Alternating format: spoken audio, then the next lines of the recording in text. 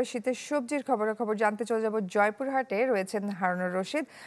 হারুন, শীতের সবজি তো পুরোদমে আমরা পাচ্ছি বাজারে, তো খবরাখবর জানাবেন, দাম দর কেমন দেখছেন? জয়পুরহাটের হাট বাজারগুলোতে শীতের যে সবজি সেটি কিন্তু আসতে শুরু করেছে। তবে কৃষকের যে কয়েকদিন আগে যে বর্ষা এবং সার কীটনাশক সব মিলিয়ে কিন্তু কৃষকের উৎপাদন খরচ বৃদ্ধি পেলেও কিন্তু সেভাবে তারা দাম পাচ্ছে না। তবে এতে কিন্তু ভোক্তারা কিছুটা খুশি। তো আজকে যদি আমি বলি যে হাট বাজারগুলোতে পাইকারির দামে যে সবজিগুলো বিক্রি হচ্ছে, বড় সাইজের 1 কপি ফুলকপি সেটি বিক্রি হচ্ছে 20 টাকা। RICL TMX, যুগের পর যুগ স্থাপনা থাকে মজবুত। বাঁধাকপি 20 টাকা, সিম বিক্রি হচ্ছে 40, বেগুন 20 থেকে 25 টাকা, পাতা পেঁয়াজ বিক্রি হচ্ছে 25 টাকা কেজি, এবং মুড়ি কাটা পেঁয়াজ সেটা বাজারে আসতে শুরু করেছে, সেটি বিক্রি হচ্ছে 60 থেকে 70 টাকা কেজি দরে।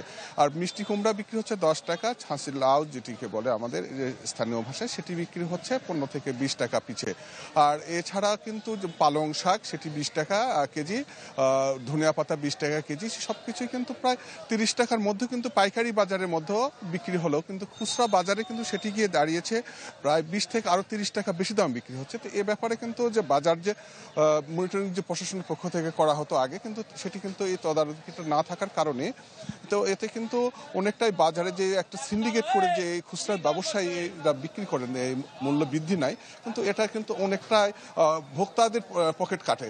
কিন্তু এই যে স্থানীয় যারা ভোক্তারা আছেন তাদেরকে দাবি করিয়েছেন যে মাঝে মধ্যে যদি প্রশাসনের পক্ষ থেকে যদি বাজার মনিটরিং ব্যবস্থাটা জোরদার করা যায়, তাহলে বাজার পরিস্থিতিটা হয়তো কিছুটা স্বাভাবিক থাকবে। তো এই সবজির যে বাজার, এই বাজারে কিন্তু মোটামুটি সবকিছু সবজি এখন মানে মোটামুটি এসেছে। তো এই ছিল জয়পুরহাটের সবজি বাজারের সর্বশেষ খবর। জয়ী। জি, ধন্যবাদ আপনাকে। দর্শক, শীত এবং শীতের সবজির খবরাখবর আমরা জানছিলাম।